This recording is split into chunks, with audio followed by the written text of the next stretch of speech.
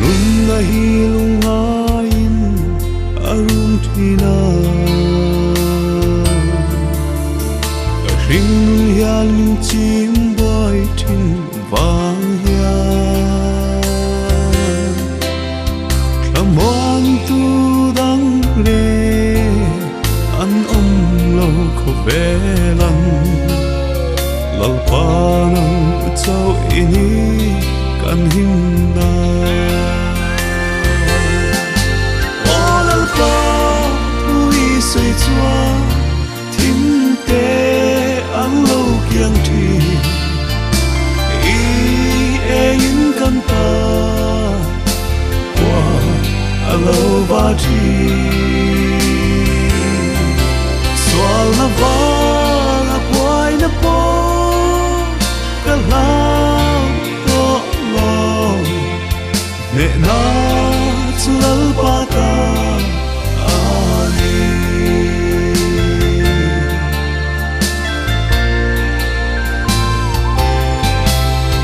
nang ni thok lim le phuri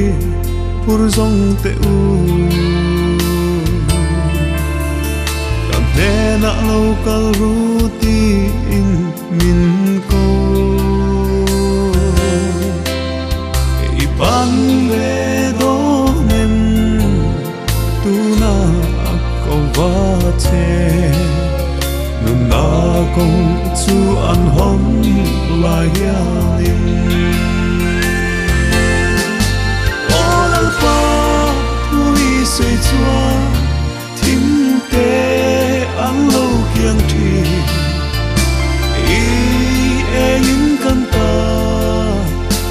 wa alo va thi swal na va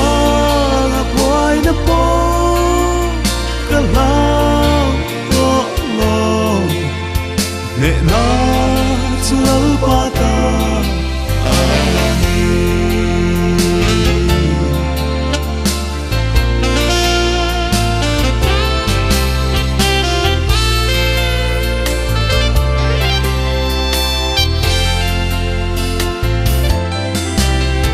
kan thin lo lai ber po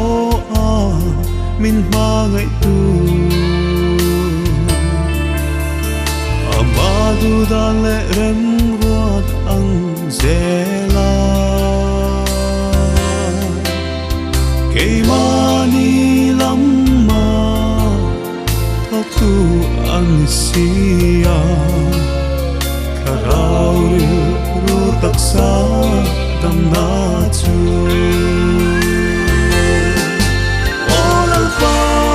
thui soi chua thim te ang lo kiang thi i e in kan ta wa alo va thi swal na va la boy na po ka lao to lo Hnehna chu lalpa ta ani o lalpa thui soi chua thim te ang lo kiang thi i e in kan ta wa alo va thi swal na va la boy na po ka lao to lo Hnehna